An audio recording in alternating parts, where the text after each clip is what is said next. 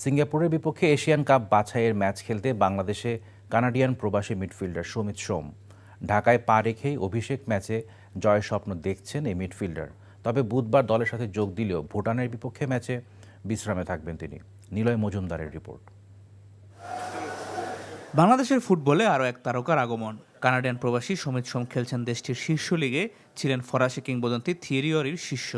দলে সমিতের অন্তর্ভুক্তিতে শক্তি বেড়েছে বাংলাদেশ দলের মধ্যভাগেও। হামজা জামালদের সঙ্গী হয়ে খেলবেন সমিত। বাংলাদেশের ফুটবলের নবজাগরণের সারথি সমিত ঢাকায় পা রেখেই অভিষেক ম্যাচে জয়ের স্বপ্ন দেখছেন।